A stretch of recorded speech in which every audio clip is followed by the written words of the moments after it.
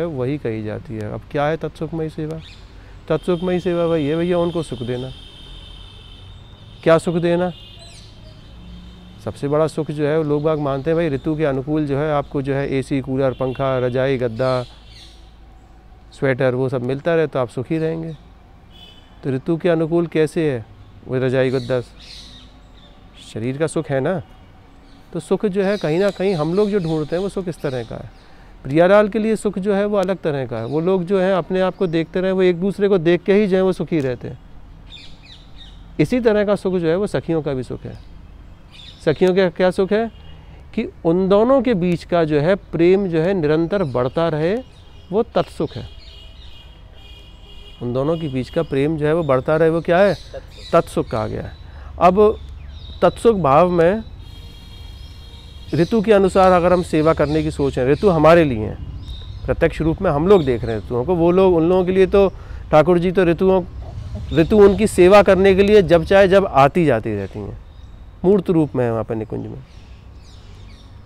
अब हमारे यहाँ पर वर्षा ऋतु आई हुई है, सावन ऋतु है, तो अब सेवा कैसी होनी चाहिए? वो उस ऋतु के अनुकूल होनी चाहिए। कैसी सेवा अनुकूल?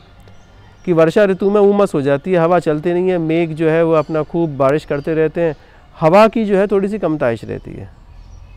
तो सखियों ने क्या सोचा कि चलो कुछ ऐसा खेल रचाया जाए वन की लीला में, वन विहार में, कि जिससे कि श्री जी को सुख मिले।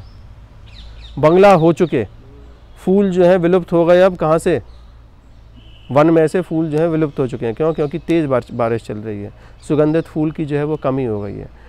तो अब ऐसा किया गया, सखियों ने किसी लता गुल्म के ऊपर सुंदर सी जो है वो रस्सी डाली, और सुंदर सी रस्सी के ऊपर जो है सुंदर सा जो है वो मणि जटित जो है पट्टा लगाया, जिस पर कि श्री जी को और लाल जी को जो है झूला झुलवाया।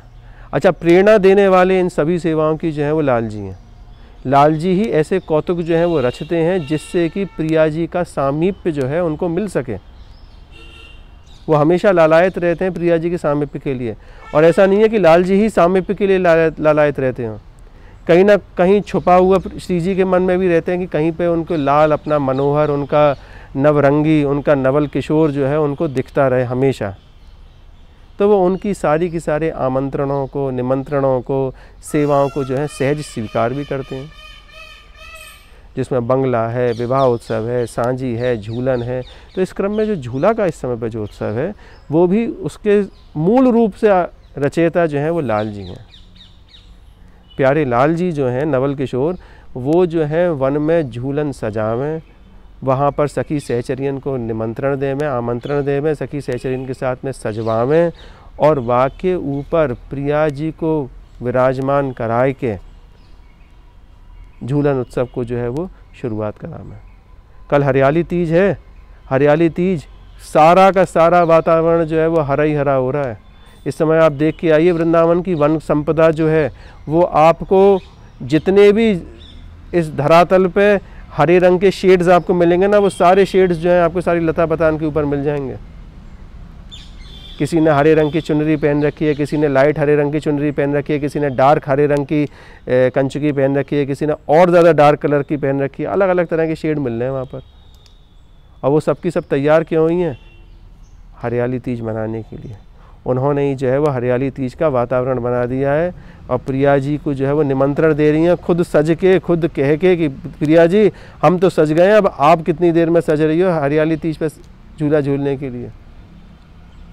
तो अपनी प्यारी को जो है वो सुरंग रंग की लाल साड़ी, लाल कंचुकी, लाल लहंगा, लाल श्रृंगार, सुंदर सुंदर ऐसे उज्जवल रंगों का जो है वो श्रृंगार पहनावे, और जो है वह उनको झूला झुलावे।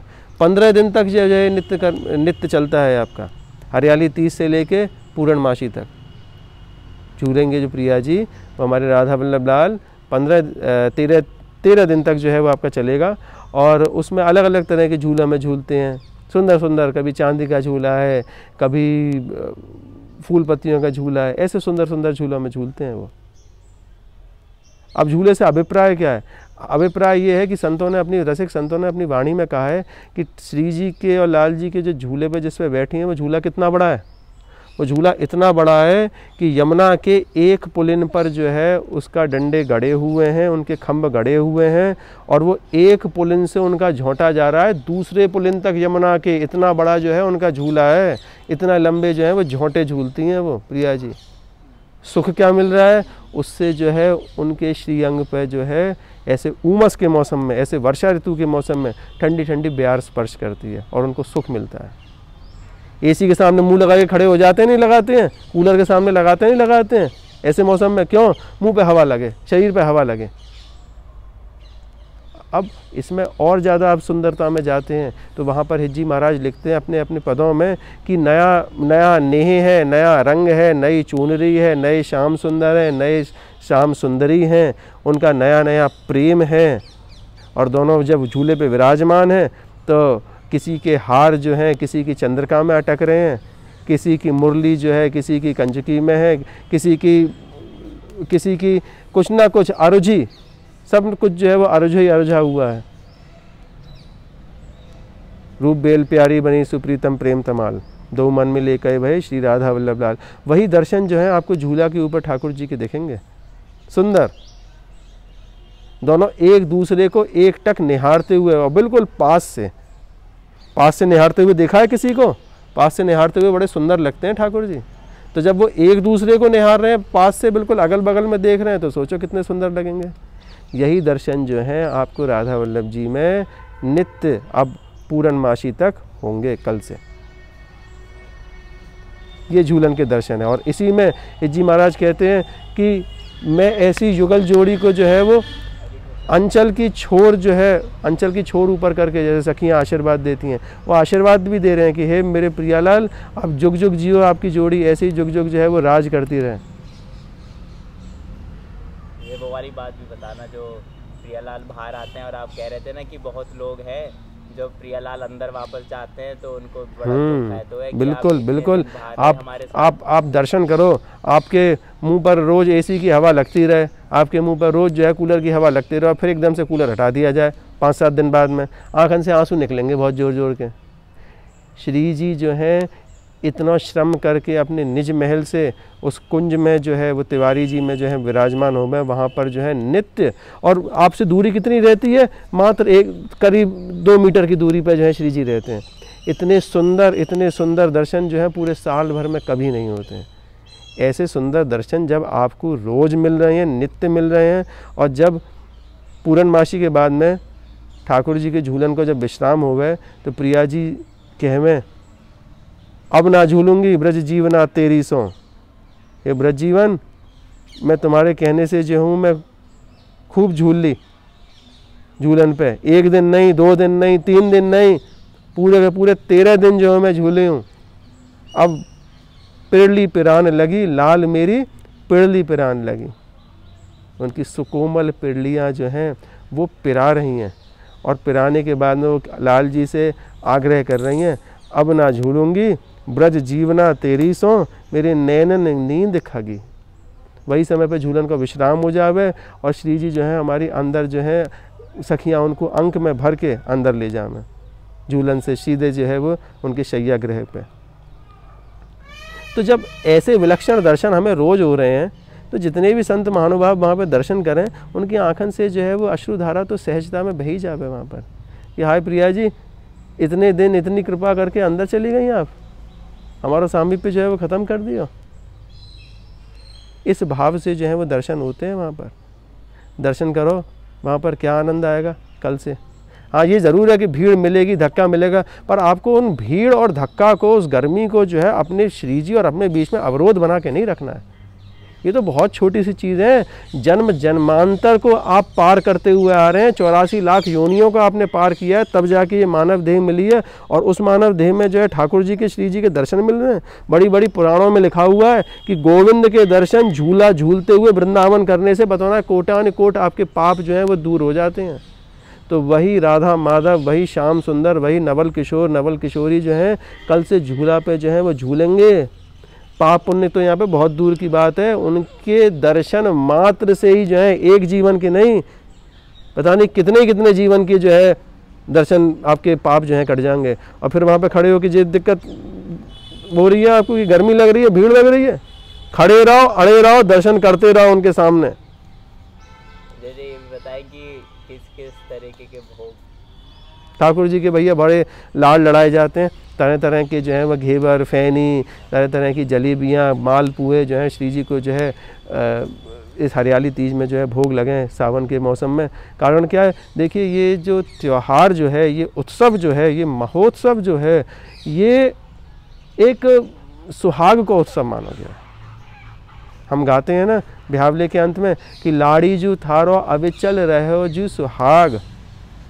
तो बिहावले तो आपने साल भर कर लिए, बिहावले के नेक भी करने पड़ेंगे भैया। आपने अगर अपने मन में भी बिहावला करो है ना, तो बिहावले के सारे नेक करने पड़ेंगे। बहुत सारे नेक हो में जब लाली बिहावे ना कोई, तो भैया वाको सिंधारो भी दिया जावे, वाको मुँह भी मीठो किया जावे। तो यहाँ पे ब्रज में यही रीत है। तो उसी क्रम में जो है ठाकुर जी को आज संध्या में श्री जी की शैया में जो है वो सिंधारो सजाया जाएगा। उनकी सारी जो है श्रृंगार की जितनी भी उपकरण हो में, जितनी भी चीज़ें हो में, वो रखी जा में। सुंदर सुंदर जो है उनके आसपास में शैया के मिठाई रखी जा में। सिंधारो क्या होता है? सिंधारा, सिंधारा, सिंधारा शब्द जो है ये ब्रज का शब्द है। और सिंधारा जो होता है वो ससुराल से आता है किसी भी नव विवाहित कन्या के लिए।